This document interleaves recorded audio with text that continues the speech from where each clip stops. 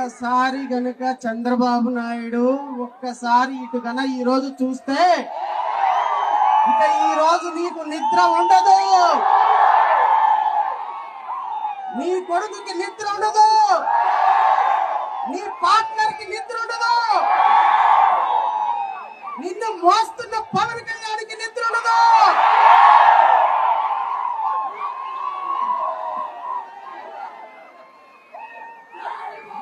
నీకు 165 సీట్లు ఇచ్చి 11 సీట్లుగా పంపించబడిన జగన్మోహన్ రెడ్డి ఒక్కసారి ఇటు చూడు, ఒక్కసారి జాతిని చూడు. రాష్ట్రంలో ఉన్న రాజకీయ పార్టీలన్నీ కూడా ఒక్కసారి గుంటూరు వైపు చూడమని నేను కోరుతున్నా, ఒక్కసారి జాతి వైపు చూడమని కోరుతున్నా, ఒక్కసారి దేవి ప్రసాద్ గారి నాయకత్వాన్ని చూడమని కోరుతున్నా. 1945 సోదరుల భారతదేశంలో ఉన్నటువంటి 30 కోట్ల మంది భారతీయులకి ఒక రాజ్యాంగం కావాలి, ఆ రాజ్యాంగాన్ని ఎవరు రాస్తారు అని భారతదేశంలో ఉన్నటువంటి పెద్ద పెద్ద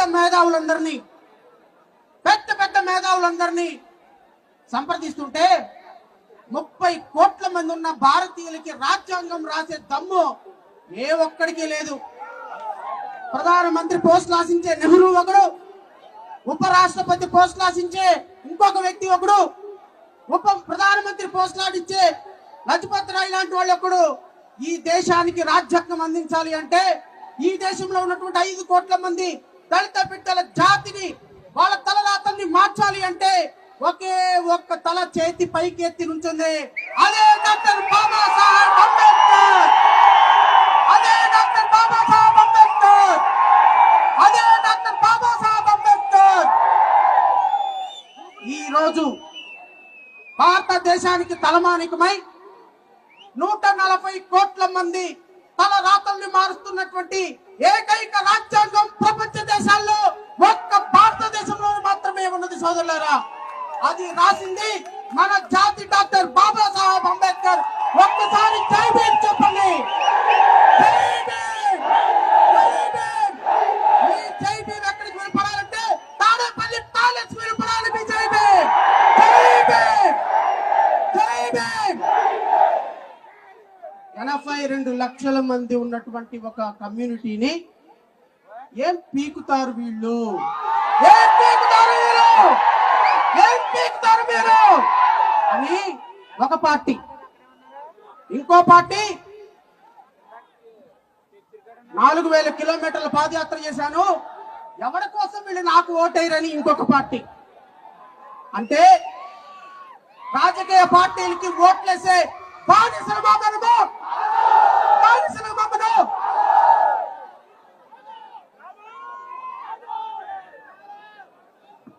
ఒక్కసారి డాక్టర్ బాబాసాహెబ్ అంబేద్కర్ అన్న మాటలు నేను ఒక్కసారి గుర్తు చేస్తాను చూడండి. Freedom of mind, freedom of mind is the real freedom, freedom of mind is the real freedom. అంటే స్వేచ్ఛ ఉన్నటువంటి మనిషి మాత్రమే నిజమైన మనిషి. A person whose mind is not free, though he may not be in a chains, is a slave, One whose mind is not free, though he may not be in a prison, is a prisoner, though whose mind is not free, though he lied, he is right to die.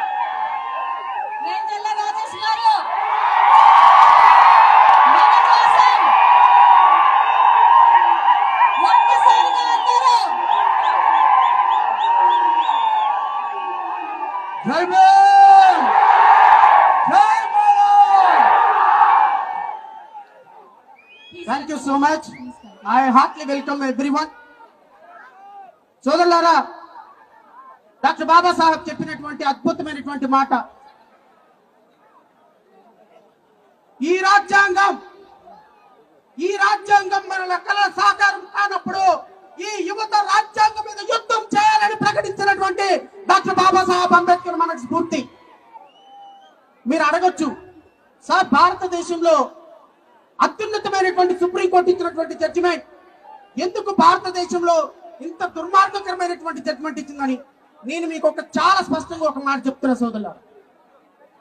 2024 June లో జరిగినటువంటి భారతదేశ సార్వత్రిక ఎన్నికల్లో 240 సీట్లతోటి గెలిచినటువంటి భారతీయ జనతా పార్టీకి వచ్చినటువంటి ఓట్లు 23,79,50,000 ఓట్లు.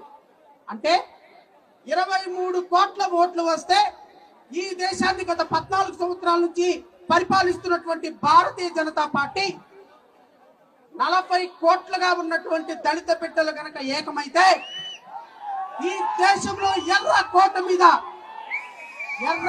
మీద అంబేద్కర్ జెండా ఎగిరి తీరుతుంది అనేటువంటి ఒకే ఒక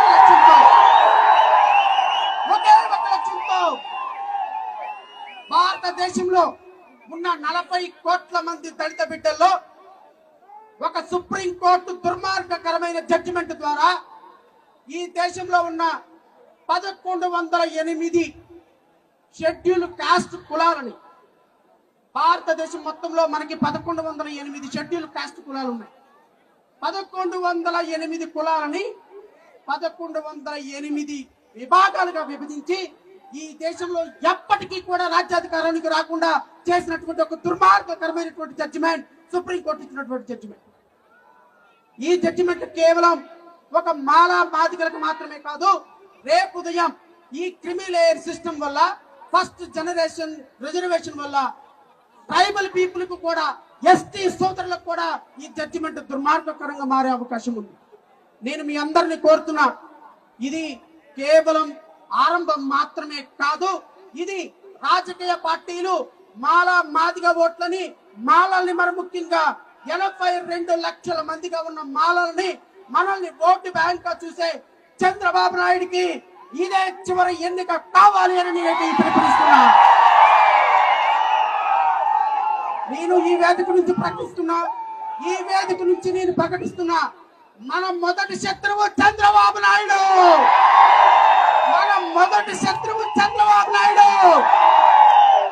మన రెండవ శత్రువు జగన్మోహన్ రెడ్డి. మన మూడవ శత్రువు ఎవరు? పవన్ కళ్యాణ్. మన నాలుగవ శత్రువు మోడీ.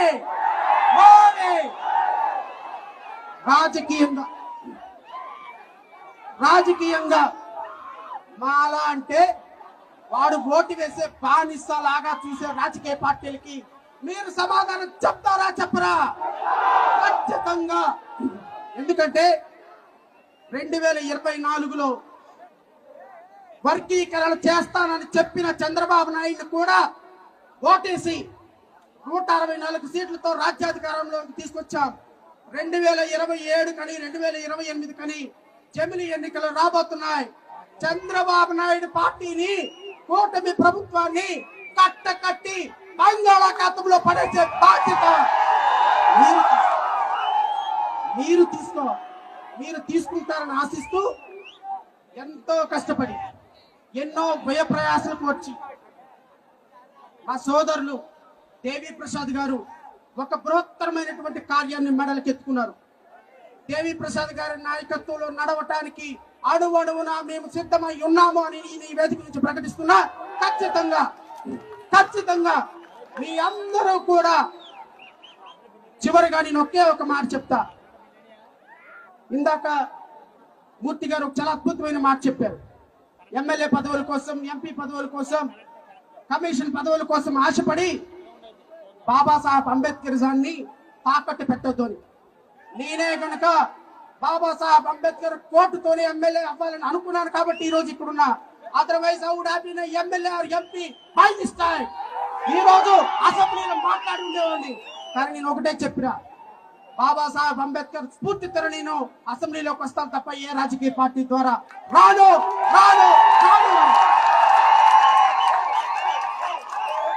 నేను అసెంబ్లీలోకి వెళ్ళేటప్పుడు భారత రాజ్యాంగం నా చేతిలో ఉండాలి, బాబాసాహెబ్ అంబేద్కర్ స్ఫూర్తి నా మనసులో ఉండాలి అని కోరుకున్నాను. కాబట్టి ఈరోజు చాలా మంది అన్నారు తెలుగుదేశం ఏజెంట్ శ్రవణ్ కుమార్ తెలుగుదేశం పార్టీలో చేరతాడని.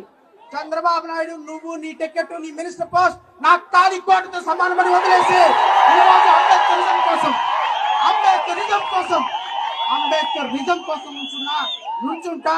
దేవి ప్రసాద్ గారి నాయకత్వంలో పని చేస్తా.